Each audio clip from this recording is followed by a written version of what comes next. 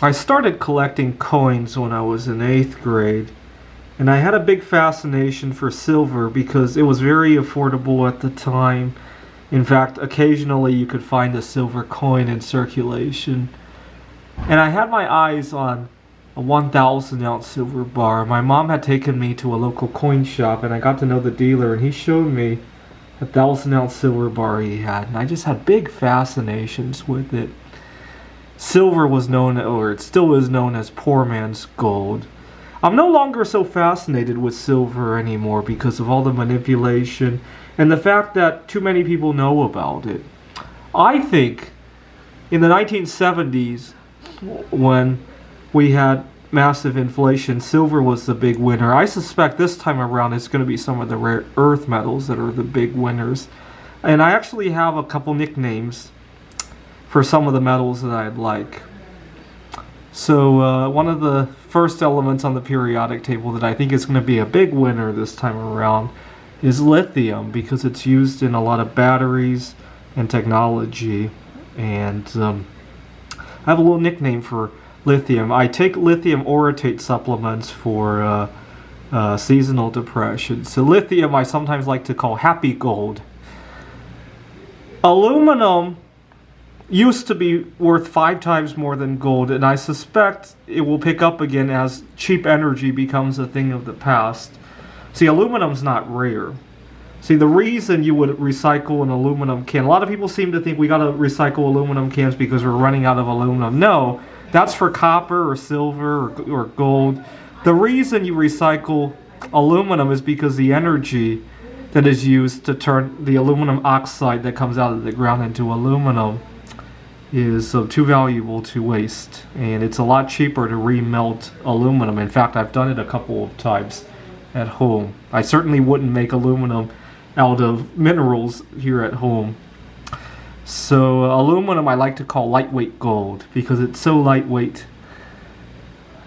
Now I used to love to collect copper pennies.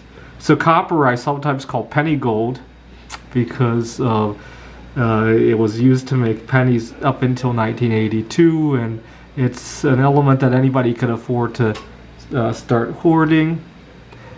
I recently bought some indium, and we only mine about 700 tons of indium around the world every year, and I got fascinated with that.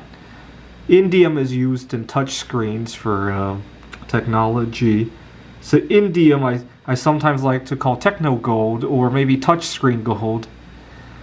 Tellurium is also a very rare element, 8 times rarer than gold, but it gives you bad body odor. So tellurium I sometimes call BO gold because it gives you body odor if you come into contact with it. I need to read more about it before I try melting it down. I'm thinking about giving it my first try just before our spring break. I have a week that has a very light schedule at work. I'll probably do it the weekend just before that, just in case I mess up or something. And that takes us to my favorite element, crystalline gold, right here. And no need for explanation why that's crystalline gold.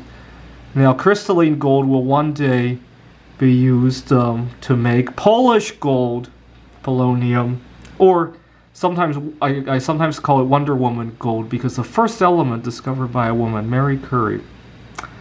Either one. She likes to name it after her country. I prefer to name it after her. Yeah. Those are, except for the Wonder Woman gold, all the other elements I would recommend you buy physically, obviously. Alright, I thought there's a lot more to the periodic table than just the poor man's gold.